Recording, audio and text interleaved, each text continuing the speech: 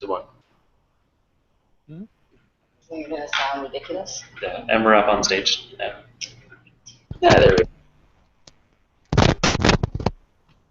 I can't see that. I'm gonna see this. Oh, click 10. There you go.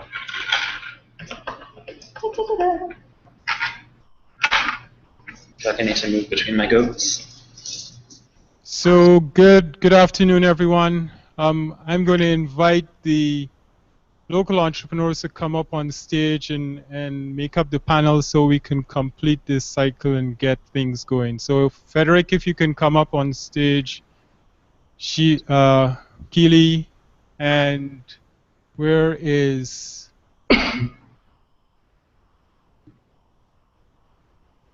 oh, here he is. Come on up, guys. Go ahead. Oh, go ahead. So can you tell me, Community Tech, can you hear us well? Yeah. We can hear you, yes. And Nigeria, Olufumbe, can you hear us? Yeah, just put your mic on. Let me hear if we can hear you. Absolutely. Can you hear me? Okay, great. Okay.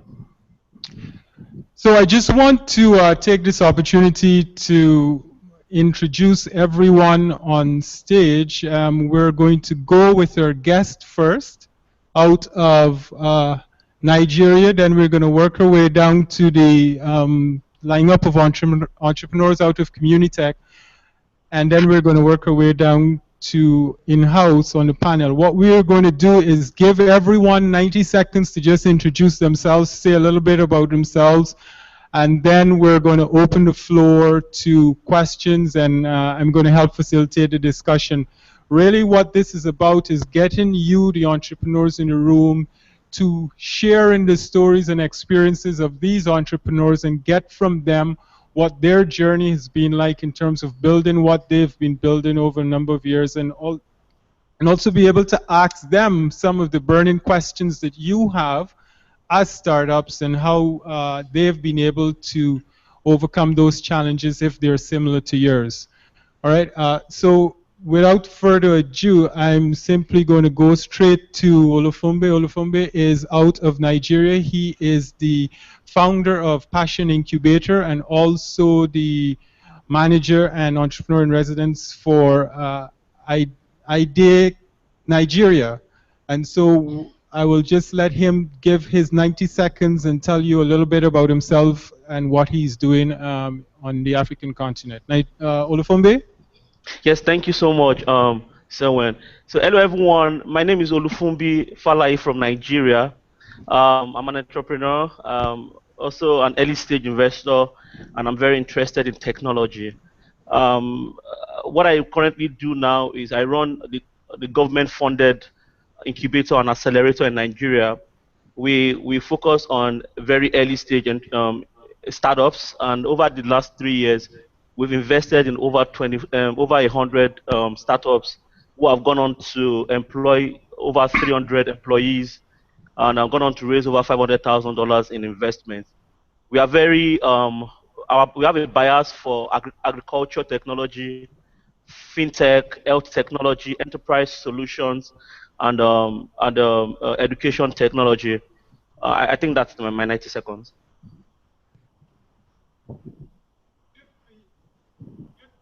Good for you, Olufumbi. You're a man to time. I like that. So we'll go down the line to Community Tech, and we're going to start with Jay. Is that right? Or Marco? That's me. Oh, we'll Jay. Start okay. With me, we'll move it over to Marco. Okay, go ahead, Marco.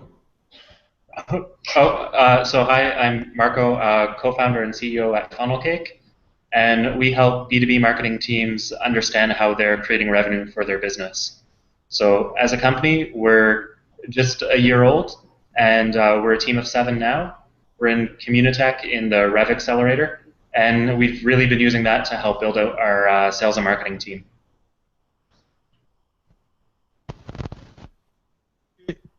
Thank you, Marco. And Jay?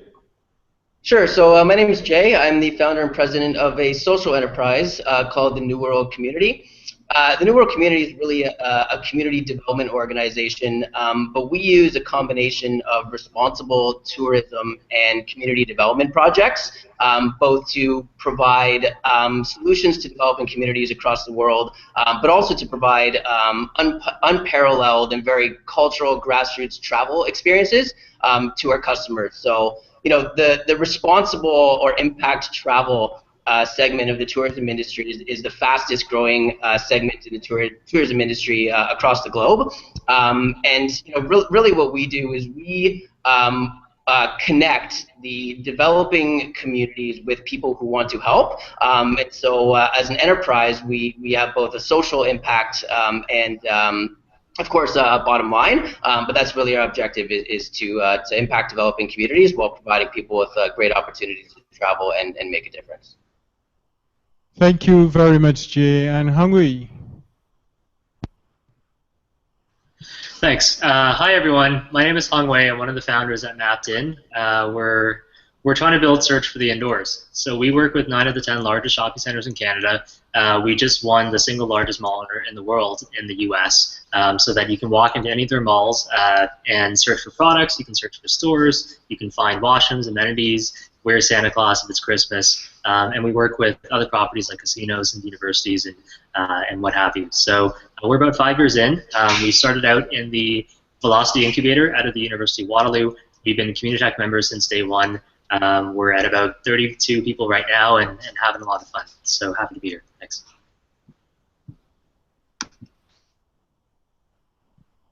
Okay, thank you very much, Hungui. And now we're going to go in-house, and we're going to begin with Simon from BIT. Go ahead, Simon. Sure, no problem. Can you hear me okay? So BIT is a mobile and digital payments ecosystem that's based on blockchain technology. We are the first company to issue a nation's currency using blockchain technology with approval from the corresponding regulatory bodies. So we're moving towards like I said, a full mobile and digital payments ecosystem. It involves a number of software products, but our ultimate goal is financial inclusion for all throughout the Caribbean. We launched our initial project here in Barbados, where we intend to roll out our mobile wallet, our teller solution, and our merchant solution, closing the ecosystem and allowing people to spend the Barbadian dollar in a digital manner, just using a smart device. Thank you, Simon. And Frederick. Yes, my name is Frederick Hudson. I'm the CEO and founder of PigeonLink. We create communication products for people who have loved ones in prison. I started this company out of my personal experience, served close to 5 years in federal prison for distribution of marijuana. And it was while I was there, I noticed there was this huge population of people no one's paying attention to, and we started the company. So to date, we're a team of 25. We're based in Las Vegas, Nevada. We've raised a little over $5 million in venture capital, you know, we're happy to be able to build products for people to make poverty less expensive. Keely. Hi, my name is Keely Holder. I'm the CEO of Hydrogrow Farms. Hydrogrow Farms is a 230-acre farm here in Barbados. We have 55 acres growing bananas, as well as 150 acres growing fresh fruits and vegetables, in addition to 4.2 acres in greenhouse hydroponic production. And the total spread of our company is valued at more than 3 million Barbados dollars. Thank you. Thank you very much, all. So we'll get the ball rolling, and I'm gonna ask the first question, if you guys don't mind, if the audience doesn't mind. Here's my question, and my question is specifically, it's kind of directed to, it's a twofold question. One, specifically in relation to Frederick and your own personal experience, having the history that you've had as a founder, and taking what may be for many a very unorthodox and non-traditional path to entrepreneurship, and and being able to impress investors to buy into you and invest $4 million in venture capital in your business. What has that experience like been for you? Because if I can just bring it to a local context, a lot of persons here, and I'm sure you'll agree with me, if you hear someone come to you that just left Dodds and they're saying, I want to start a business, oftentimes they're not taken very seriously. Right? There's a stigma attached to them that almost follows them, and being able to overcome that stigma is something that goes back to believing in yourself and working out the structures that I guess will allow you to achieve the type of results that you've been able to. How have you been able to do that? That's my question for you, and what has been your experience like? And from Keely, from your standpoint, how have you been able to achieve all that you've been able to achieve at the stage you're at and be worth $3 million? I ain't get to bid yet, but I'm going to come to you soon. No problem. Go ahead, Frederick. One of the things that as an entrepreneur I learned early on is you really have to focus on solving a problem that you understand. When you focus on building a solution for a problem that you understand well, you come across very authentic and you understand why are you doing what you're doing. Being a minority founder, being a founder with a felony background, you're going to have challenges, raising capital, talking to investors, and all those things. But one way to overcome those challenges is to make sure that you understand the fundamentals of your business and you have a very clear-cut business model and business plan, just really understanding what you're doing. One thing is that people find it really hard to be biased against is numbers. So being able to show clear-cut your numbers and being able to have customers, being able to have traction, those things actually will really level the playing field. So it's not just an idea on the back of a napkin. It's something that you can have the proof to say that this is real and here's how I proved it. Here's the product that I built. Here's the customers that are paying for it. And here's what our growth looks like every month or what our growth looks like every week. So having those elements to show and showcase your traction is really the difference between someone taking you seriously and not taking you seriously. Another thing that's important is coming from a diverse background just gives you a diverse approach to a problem that you're looking to solve. So it's actually a benefit and it's actually a strength. So a lot of times the things that you look at that could be a weakness is actually a strength. When I got comfortable with my background, it actually was the one thing that really propelled us to be successful with our fundraising and building the company, because it made me the expert. I was there, I understood it better than anybody else could. So which means I was the best person to bet on to be able to solve this problem. So really embrace the things that make you different. Those are really more of your strengths than weaknesses.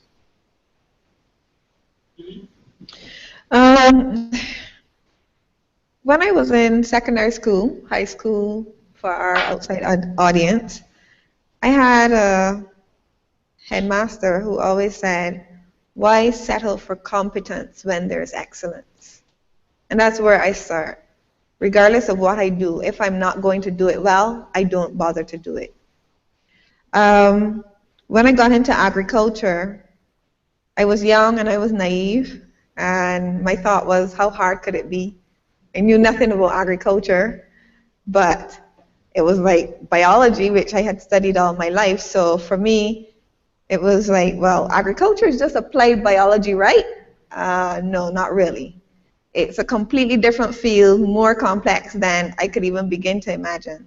But when I got here, what captured me was how exciting it was, the complexity, the ability to take all of my computer science background and put it into an industry where nobody saw any value for it. Because here in Barbados, agriculture is just tilling the soil with hand tools, a hoe, and a fork. For me, I saw all of the potential. So where did I start? Why settle for competence? So where do I go? I start at Hydrogrow Farms. I went there first as an employee to learn from the best because it was the biggest vegetable farm in Barbados. And then I outgrew Hydrogrow Farms. So where else did I go? I went to Israel because I wanted to learn from the best in the world. If I'm going to do this, I need to be able to do it well. So that's where my mindset went. And when I went to Israel, I saw the most profound things because I didn't go to Israel to learn agriculture. I went to Israel to learn the business of agriculture. So when I got there and I saw a people who were willing to wait 7 years for date palms to grow before they could get their first harvest, but knew it would bear for 125 years, I was like, wow, that's powerful. You know why? Because it means that you've got to be here every single day for 7 years with nothing to show for it. Am I willing to do that? That was the question I had to ask myself. I saw a people who grew oranges and were exporting to Europe, and then the Brazilians come in and they take over the market.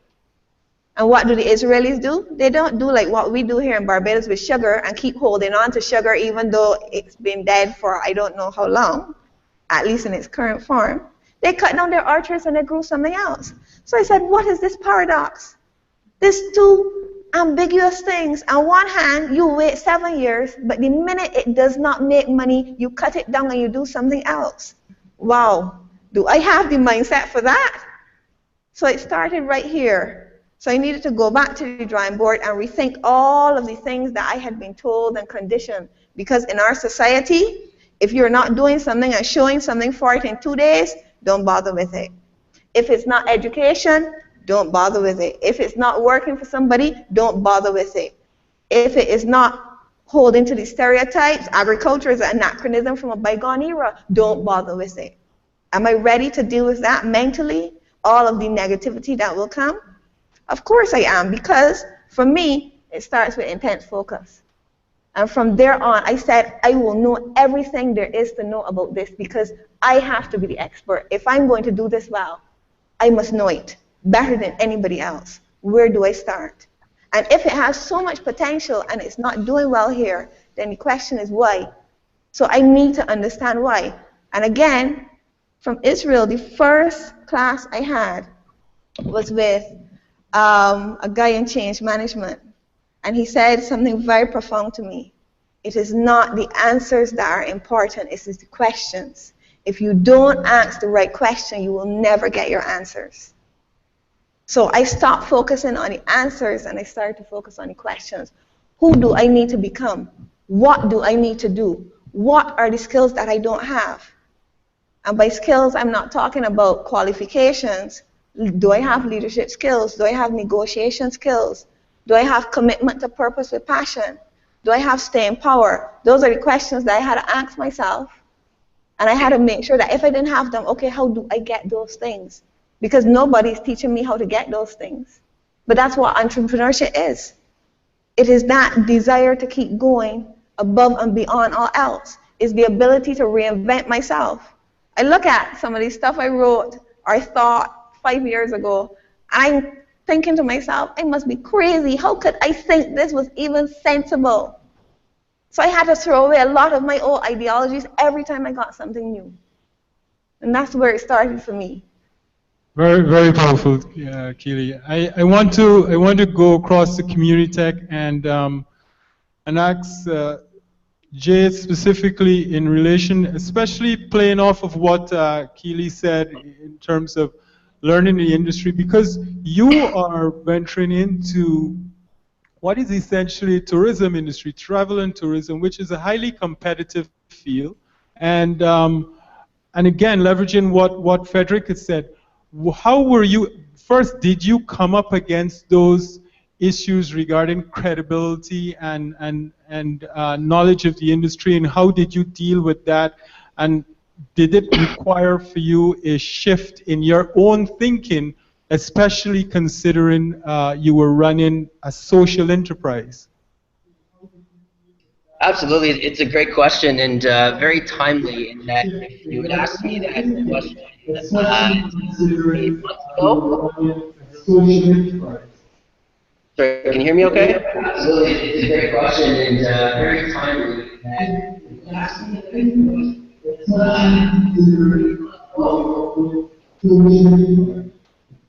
Sorry, can you hear me okay? Absolutely, it's a great question and very timely.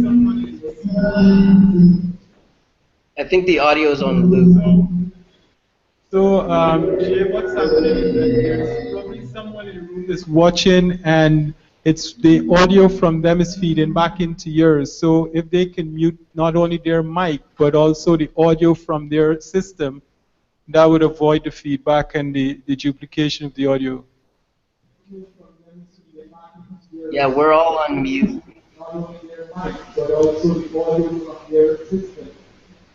it coming through your microphone from your speaker behind you? I think we're all on mute. Can you hear me now? Yeah, we're all on mute. Is it through your microphone behind you? We're all on mute. Can you hear me now? Yeah, we're all on mute.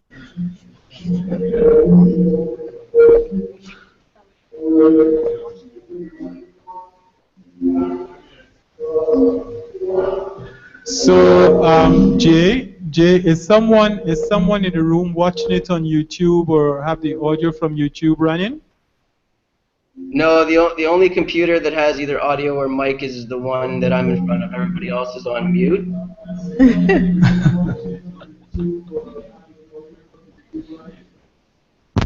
Is that better? Can you? All right. While we work that out, I'll go across to from there. Just hold your response because I'm going to come back to you to follow up on that. We'll figure out why we're getting that constant. Okay, great. Thank you.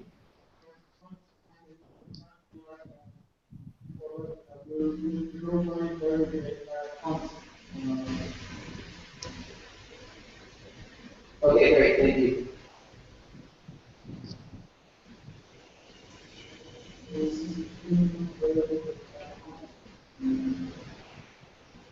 Hi, Olufemi. Can you hear me? Yes, I can. Can you hear me?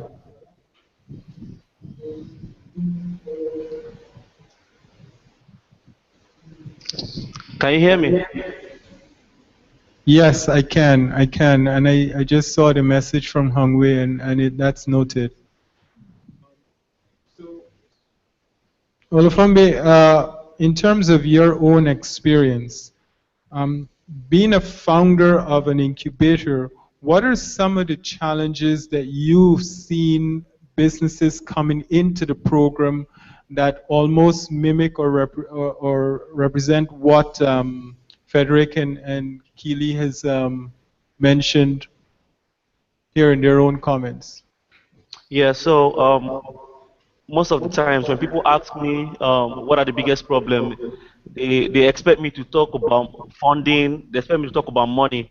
But the reality, at least from a Nigerian's perspective, is human capacity. So we come from, can you hear me clearly? Can you hear me? All right, so we have an issue of, I mean, we see a lot of entrepreneurs who come right out of school to start businesses, and then because they do not have the entrepreneurial experience or work experience, you want to understand how to follow through the idea to market, we tend to kind of handhold them the whole time, and that means that if we do that, they get to market late. So what we decided to do is to kind of put them in. Allow most of them to go through an internship process where before they start their own businesses, we put them through educational, we train them and they will allow them spend some time in an existing business so they can learn the trade. So during the period of interning in an existing startup, they understand structure, they understand processes, they understand how to execute. Those processes are very important because when they spend some time in the incubator, I mean, some of them want you to go to meetings with them, they want you to go to investors with them, they want you to do everything for them. So I would say that one of the biggest challenges that we face is capacity and the inability to execute. And we are already solving those problems. And again, let me also mention that some of the most successful entrepreneurs in Nigeria as people who are foreign educated, people who actually schooled abroad, schooled in the UK, schooled in Canada, or schooled in the US. Because of course, most of them spend their time in school doing internship, right? Spending time, interning while they were in school. That kind of gives them some level of experience. And when they come to Nigeria to start a business, they have that experience, they have that execution skills, and that makes them much more better than the homegrown entrepreneurs in Nigeria. But we are trying to fix that. Right, we're trying to fix that problem now.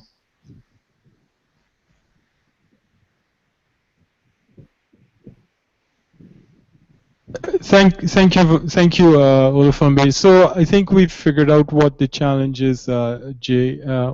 What has to happen is that because you are listening to us on the audio from your computer, and then talking to us with a mic on your system, the audio from the computer coming through is feeding back into the mic and causing the relay. So you see, we're not having it with Olufunbi because he has on a headset, but what I would recommend you do is just wait on a couple of seconds after I've completed what I'm going to say, and then you can come back in and with your response.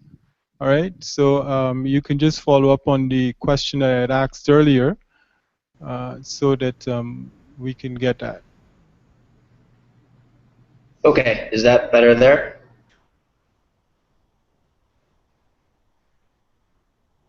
Yes, it is. Okay.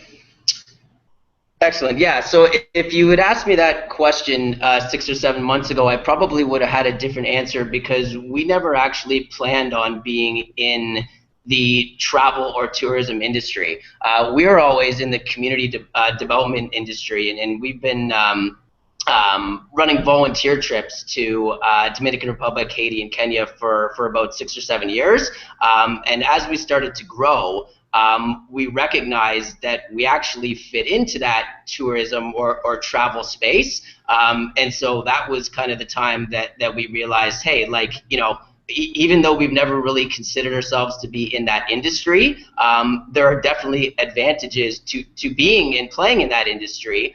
But as you mentioned, it's very, very, very competitive. And you know, one of the most important things to playing in a competitive industry is what makes you different. And for us, we believe that our roots and who we are at the core is exactly what makes us different. We're not a travel and tourism company first, who then tries to do some good things across the world. Our roots are in community development, and we've developed expertise over a period of time working with local NGOs, working with local governance to identify the needs of individual communities, and then working with them to collaborate to provide solutions. And one of our differentiators is that we adapt to the needs of whatever the community is. So there's a lot of community development organizations out there that will do, you know, water projects and housing projects. We'll do whatever the need is, and that's one of the things that make us very, very different on the community development side. But when you take that and you actually package it up and put yourself in the tourism industry, that's one of the pieces that we really pride ourselves on, is we're community development first and travel second, and we've decided to really kind of play that travel card and get into that industry, given that it's one of the largest industries in the world. We just happen to use travel and tourism as our tool for helping to provide solutions for developing communities across the world.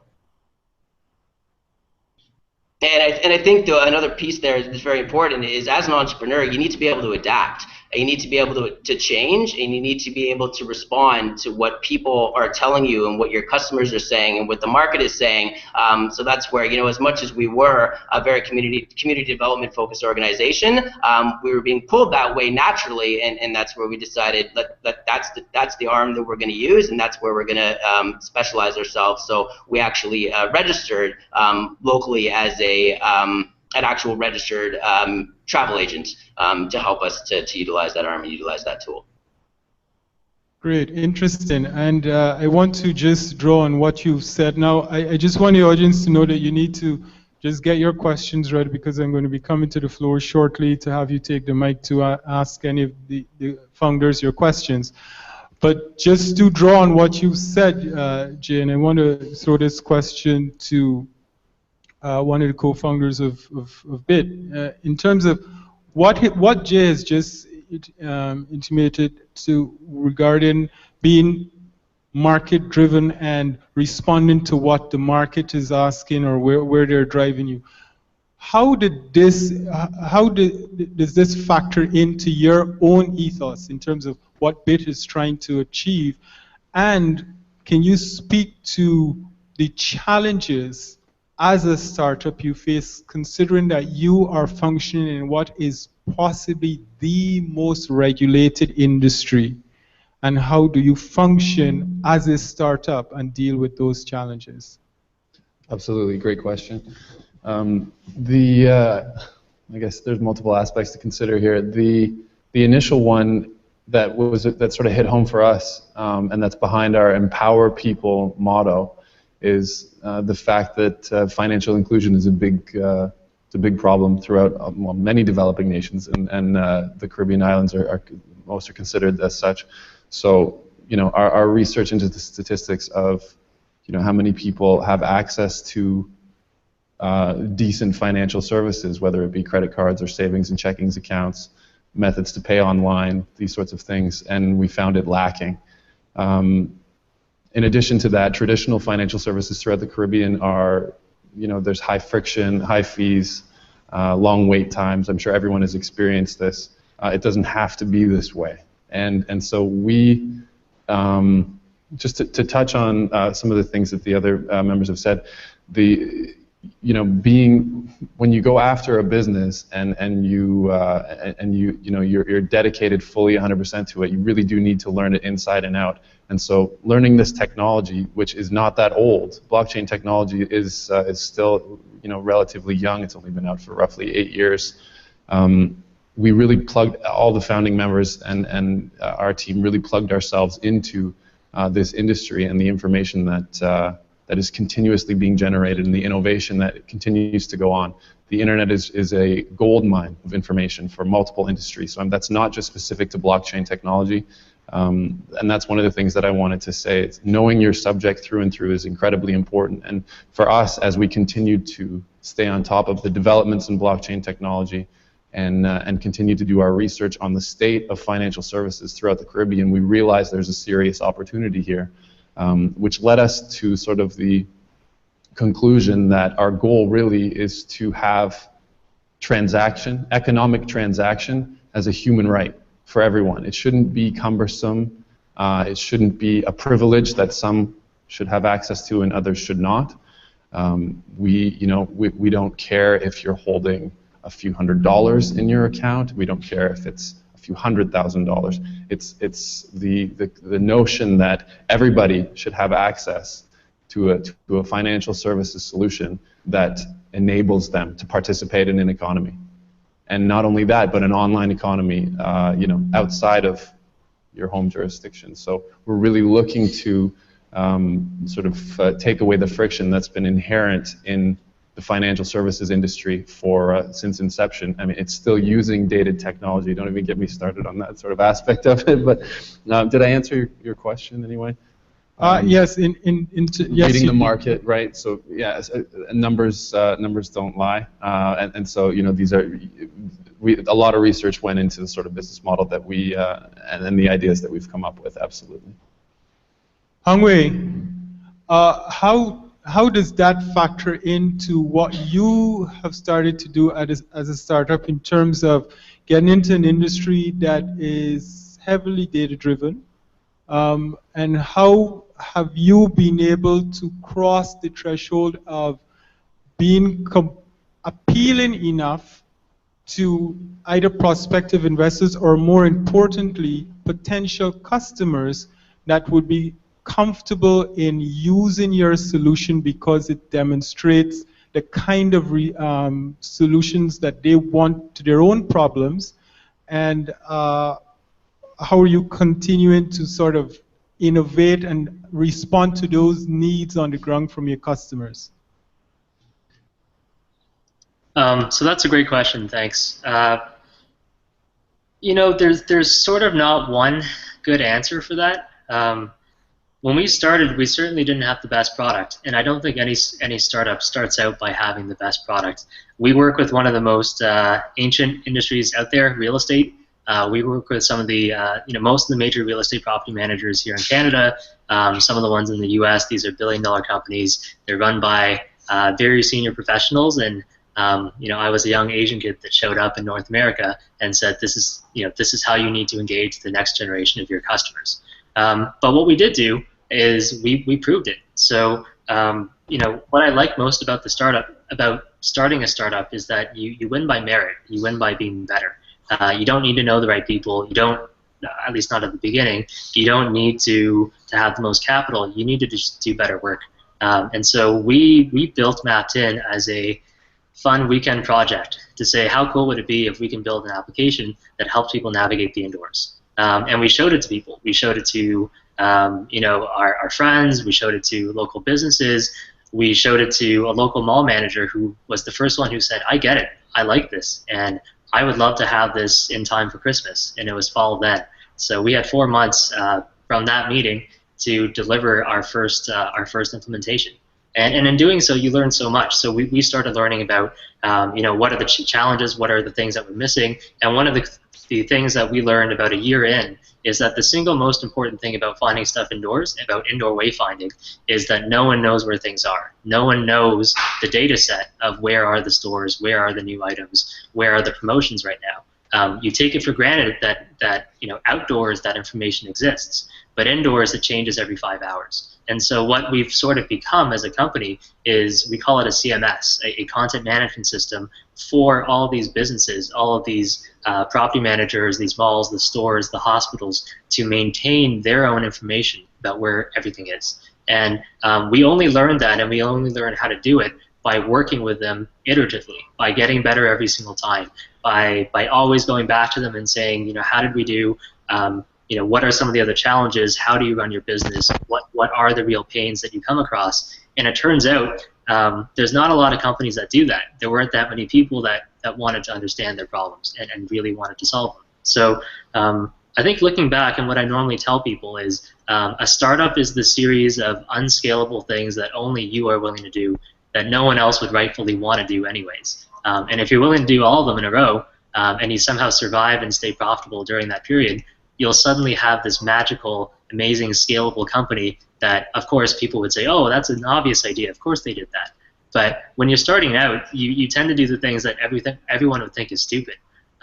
So, ours was we wanted to put touchscreen directories in the mall, and we emptied our bank accounts and our savings to purchase the first couple of units, and then we dropped out of school to build the interfaces for these for the units, and then built all the other systems to manage that information as we went. And did it one at a time, which was never going to be scalable, which was never going to suddenly take off. But 5 years later, we're now rolling out 250 malls in the next 4 months, and we're not too worried about it. So it sort of compounds upon itself, and we're always learning. So I hope that answers your question. Yes, thank you very much, Yangwei. That's that's quite interesting, your experience. Marco, you have chosen, well, not sure if you chose or it chose you, I guess you'll tell us, but you've chosen to start a company in what I think is a very competitive industry, dealing with analytics and B2B analytics. I mean, that's primarily, again, very data intensive. Requires a lot, I'm assuming, a lot of resources to be able to deliver the kind of solutions you're looking to do. How do you manage, and I want you to address this primarily for those startups in here who are thinking that they've got this idea or they've got these ideas and there are a lot of major competitors in the market and they're not quite sure whether they should pursue it because maybe they might get crushed. As Mr. Wonderful would say, it crush you like a cockroach. How do you stay competitive and how do you innovate in an industry like that? Yeah, that's an awesome question. I think the thing you need to ask yourself is, are you bringing something new to that industry? And are you looking at it from a new perspective? So as we started Funnelcake, it's coming from work that I was doing by hand because of the tools in what seems like a very crowded market. There's over 4,000 tools for marketing technology. They weren't doing the job that I needed done. So I was doing that work myself in Excel, and I asked all my marketing friends what they did. I actually ended up interviewing over 150 B2B marketers, and they all said they did this work in Excel too. So I found that gap in a very competitive market and then latched onto our ideal customers and really met with them and said, hey, can we solve this in a unique way for you? Are we doing this in a unique way? And are you going to give us money for this because we are doing it uniquely?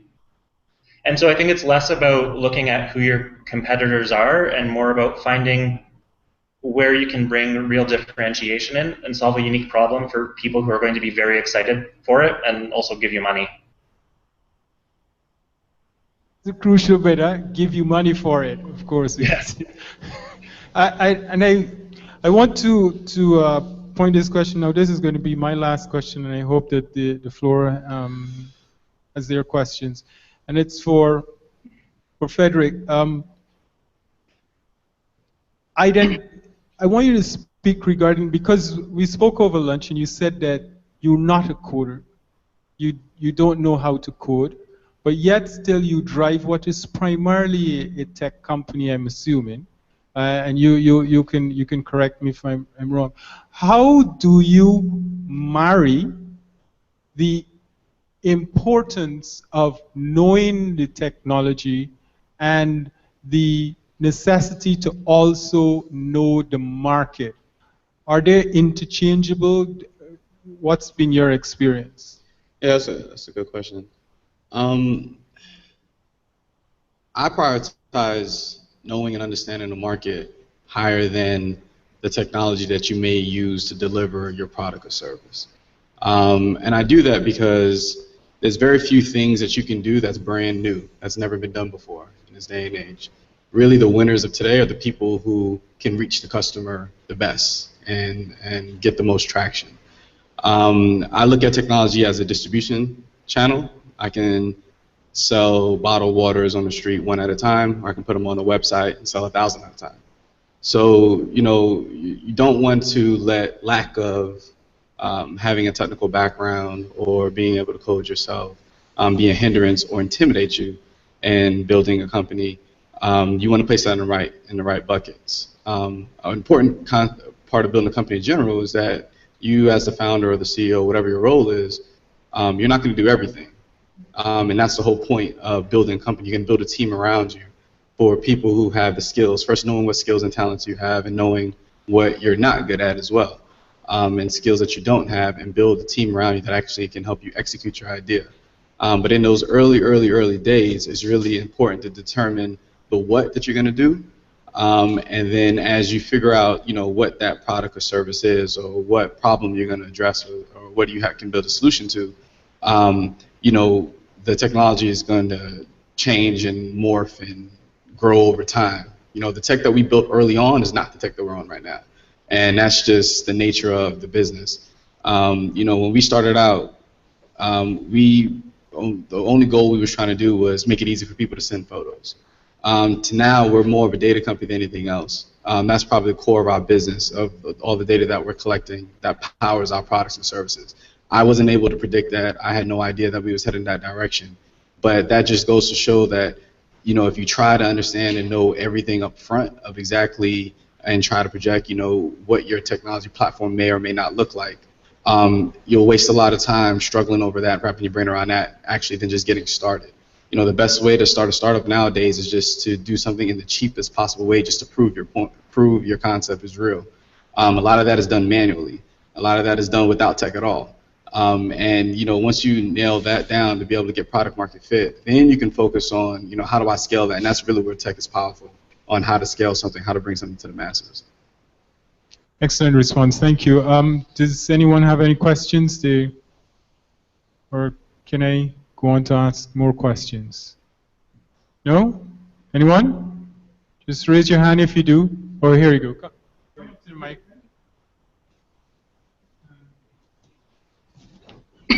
I need them to hear you as well, right? So on the other side. Right. Good evening. Bitmining. I read an article recently that said Bitmining is supposed to be a high energy usage business. I want to find out, what are the implications for your business considering the high energy usage, and further, I think BIT is supposed to split either in June or July. Bitcoin, right. So I want to find out what would be the implications for your business. Sure. So probably important that I make a distinction now. BIT is a Barbadian company, comprised mainly of Barbadian employees. There's a couple foreigners. I'm from Canada. I went to university with the CEO, Gabriel Abed, and then we have an attorney from New York as well. But BIT is very much a private sector entity. Bitcoin is a decentralized currency that runs on the blockchain. So BIT offers access to digital currencies such as Bitcoin. We have an exchange platform that you can day trade like you would a stock. You can buy and hold, etc. So it's we honestly don't necessarily take a stance. We all like Bitcoin ourselves, if I can say it that way. We believe in its potential.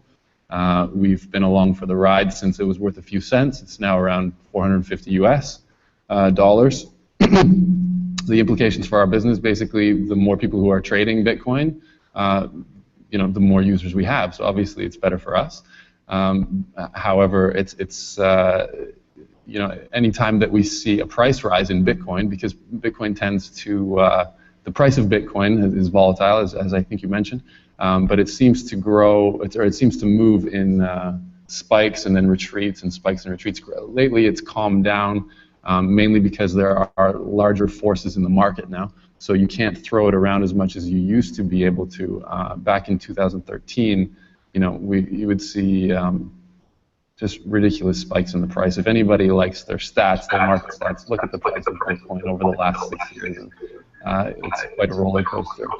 But how does it affect our business? Basically, whenever we see a price rise, there's all kinds of people looking to get into Bitcoin, which investment advisors will tell you is not the right time to get in. So it's important to have, a company like BIT allows you to deposit money on the site. First of all, you can send it wallet to wallet for free, Barbadian dollars.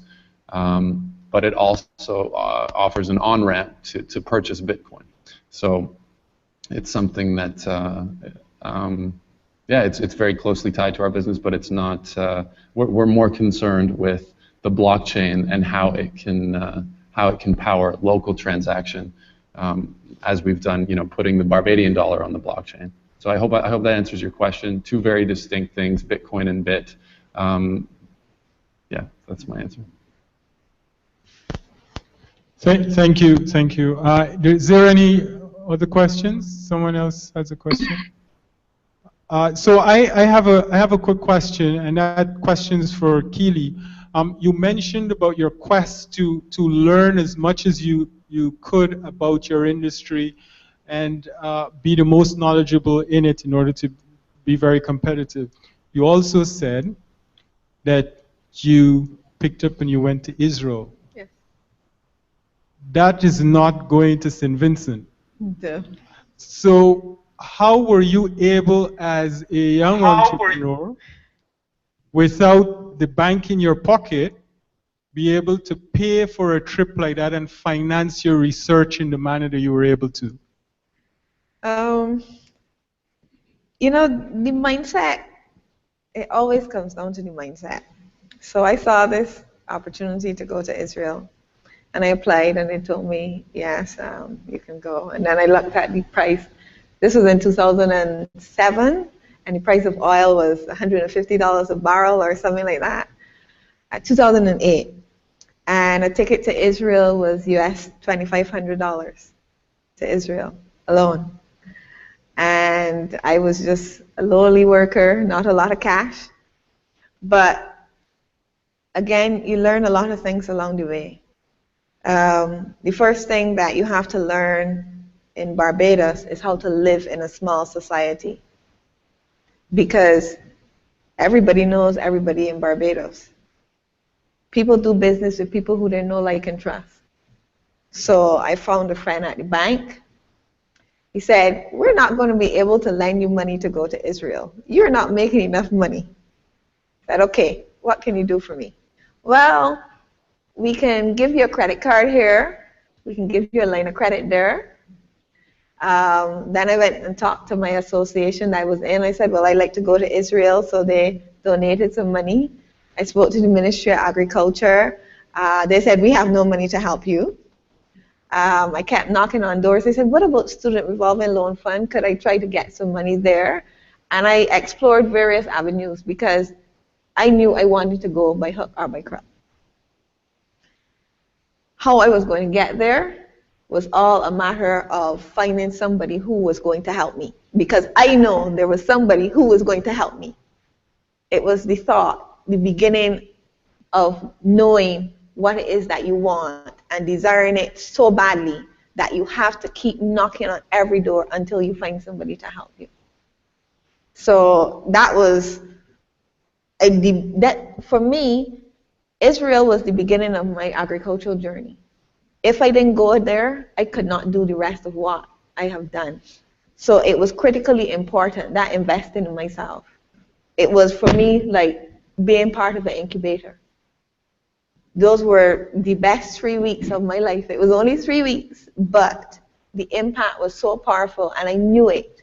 And I went there with the determination. I knew every question I wanted to ask. I knew everything I wanted to take back from there. I had everything planned out, and when I got there, I was clear on all of the connections I wanted to make, all of the people I wanted to meet. So those things were critical, that desire and that drive to get it above and beyond all else. I want to thank you, Keely. I want to throw this in, and I, the person from on the community tech side, and I'm going to come to Olufumbi after this, can respond, because it's so important in the early startup stages to have that network of support around you. How for you three founders being in the community tech ecosystem and being able to function in there, especially for Hongwei from day one, you said. I'm not sure it's been the same for Jay and for Marco, but you can just respond to how have being part of the community tech system assisted in your own growth and opened up opportunities, and can you compare, or will you be able to compare what it would have been like were you not part of that program? You guys are right if I go first? Jay and Marco? All right, cool. So I think the most important part of a community like Communitech is that when you get started, you naturally don't have the network that you require to learn how to do things, to learn how to find a co-founder, to learn how to build or choose the right technologies, to learn how to pitch to clients or talk to salespeople or hire salespeople. And that's where having people who've done it before and people who want to help is really important. And what Communitech does here in Kitchener-Waterloo is that it tries to concentrate as many of those people together, and so that you might happen to meet someone that might help you. And I think that's actually one of the most important things of a startup community is the possibility of randomly meeting someone who might help you, because it's so important that you get that one lucky break at the beginning. And for us, that was it was Steve Curry, actually no, Tony Nieder at Communitech, who was working at CDMN, which is another affiliate program, and he happened to know the GM of Conestoga Mall, the local mall, and he said, hey, I used to work with her a long time ago. She's really tough, so I can get you 15 minutes, kid. Good luck. And that's what got us our first customer. That's what got us that first collision that resulted in us existing as a business. And I think what makes Communitech special, but I think not uniquely special, is that communities like that have a sort of ethos where you pay it forward. You go to any big city and you try to do business, and it's all about how are you going to help me so I can help you. It's a trade always. But a startup community, at least the good ones, everyone who's gotten to a certain stage got there through the charitable help of others. And they have the belief in paying it forward. They have the belief in saying, if anyone needs my help to meet people or to ask me questions or to give me advice or any of that, I'm willing to take that time and contribute to pay it forward. And that's what Waterloo has done so well and what Communitech represents. And that's what I hope every entrepreneur can find as they're getting started. I just want to quickly go over to Olufumbe, knowing that we're coming to the close of our live link up. But Olufumbe, as a person running a program, an incubator program, how important is that for you, and what have you found in terms of your own experience with the businesses coming through that program and being able to connect them in the way that Hang Wei spoke of? So launching a startup is hard, but launching a startup in Nigeria is super hard. And I want to put it into perspective. Look, in Nigeria we have infrastructure problems like electricity and internet connectivity is still very expensive. If you put those together, you understand that entrepreneurs need those both things to succeed. Let's put that in one bucket. So these are one of the things that we provide in the incubator: access to the space, 24 hours light, internet access, 24 hours, and then you can focus on your business. That being said, we also provide. Entrepreneurs need all the support that they can get, from entrepreneurship training to technical training to mentorship to strategic partnerships, execution skills on how to raise funds, how to pitch the ideas. All of these things is what we provide to entrepreneurs in the incubator. And we know that after they spend about 6 months to 1 year in the incubator, they are much more better than they came. They're much more confident to face partners, to face investors, and that makes them a lot more investor ready and investment ready, right? So all of this support we provide to them is one of the reasons why the ecosystem in Nigeria has grown, right? I mean, as an incubator, one of our biggest costs, is internet access and buying gas to fuel the generator, which has to run 24 hours. So if you scale that down and ask entrepreneurs to work from their garage, business are never going to start.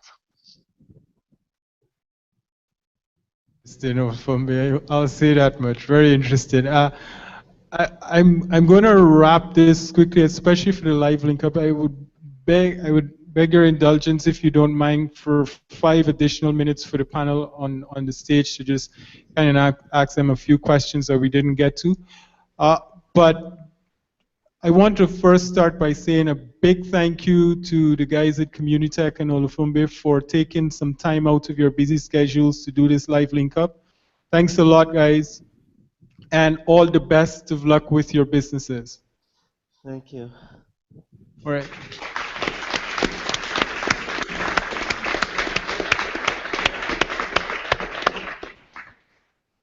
So you're welcome to stay on, but I'm not going to come back to you with the questions, but you can certainly stay on in the conversation, and if you so choose to jump in at any stage, by all means.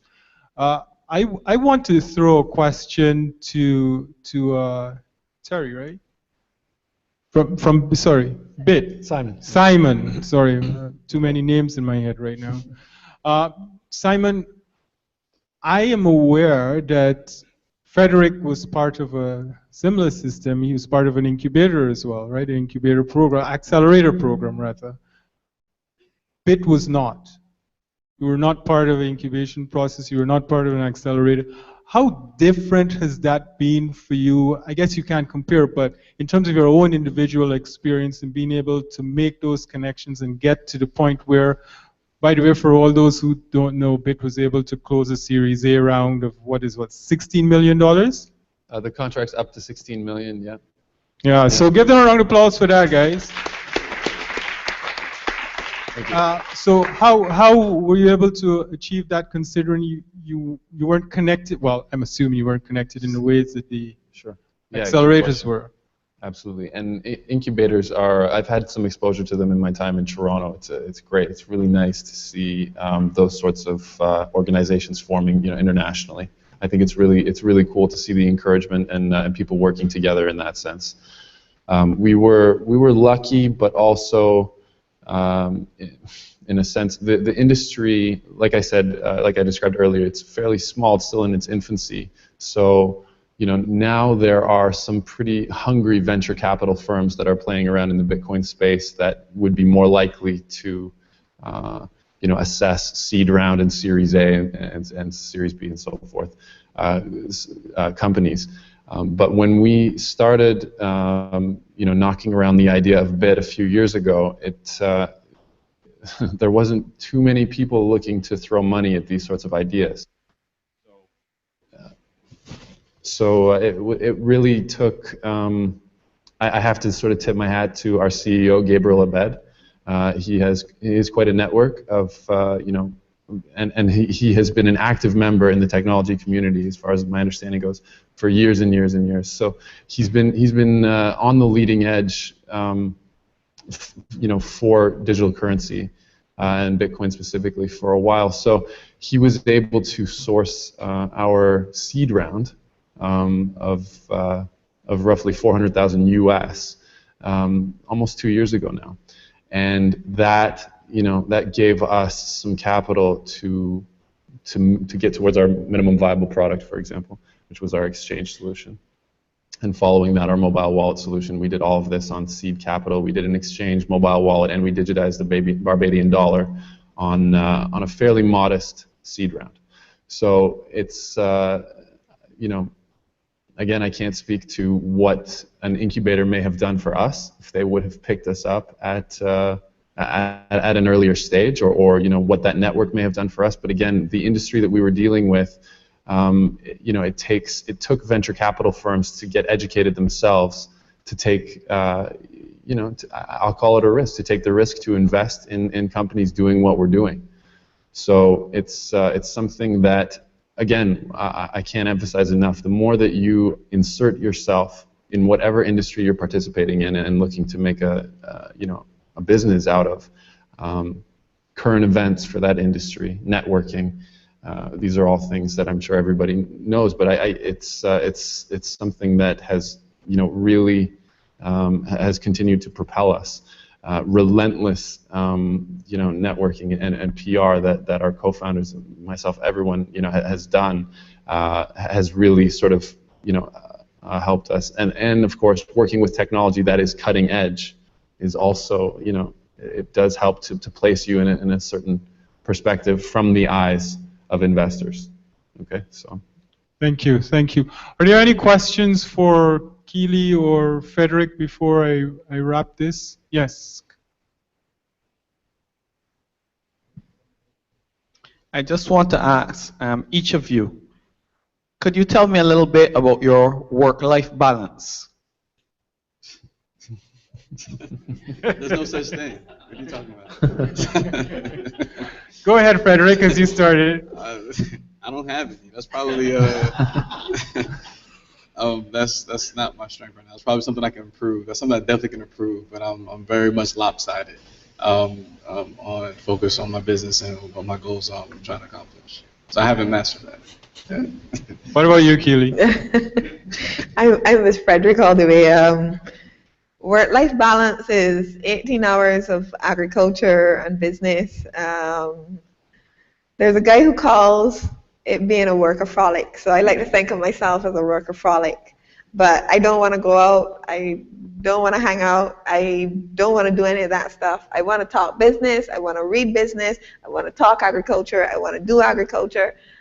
Pretty much anything I'm doing is just all here. It sounds really good in theory, this work-life balance, but honestly, for me, I just need to put my head down and focus and be single-minded and not have the distractions. When you got to focus on your work for 5 days and then you relax for 2, no, I work on Sundays. You want to meet me at 6 o'clock in the morning, I'm going to be there. You want to meet me at 10 o'clock at night, I'm going to be there. I don't understand this concept that Barbadians have, oh, you work too hard. There is no such thing as working too hard when you enjoy what you do. That is my fun. If I go somewhere, I'm bored, I'm like, oh my God, I'm going out of my mind crazy. Can I go home now? So for me, forget the work-life balance. Do something that you enjoy doing that challenges you every day, and that is work-life balance. She told it like it is, did she? I'll ask one of the guys from Community Tech to just respond to that if they want to. Yeah, so I could speak to that. I mean, it's interesting enough. I've got a similar philosophy, and I just honestly believe that the term work-life balance doesn't really even exist anymore.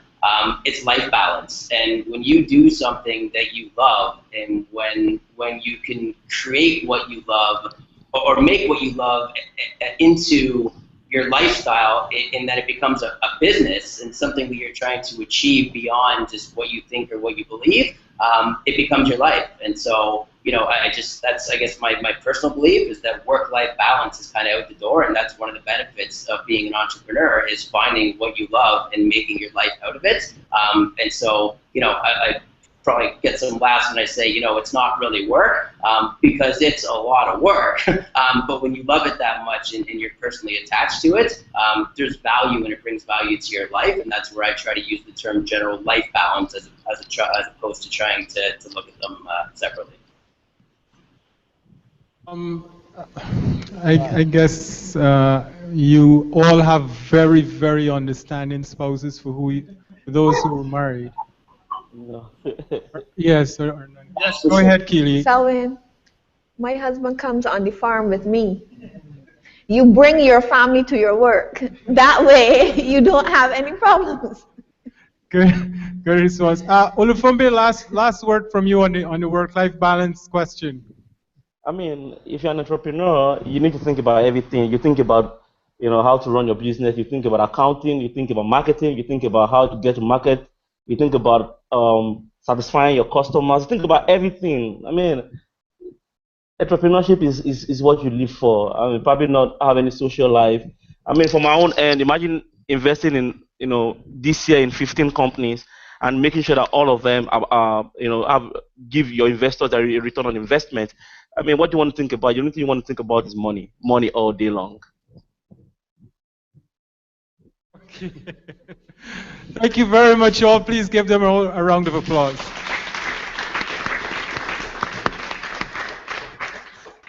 Hongwei, Jay, and Marco, and Olufumbi, thank you very much for your time, and all the best in your own endeavors. Yeah. And Frederick, Simon, and Keely, thank you once again, and I hope that, I know we'll see Frederick tomorrow. I hope that you guys will come back and have part of the session tomorrow. Again, we look forward to seeing you tomorrow, and spread the word. We want to pack this room out tomorrow so that persons can really benefit from the additional sessions that we're going to have. Good luck and get home safely, guys.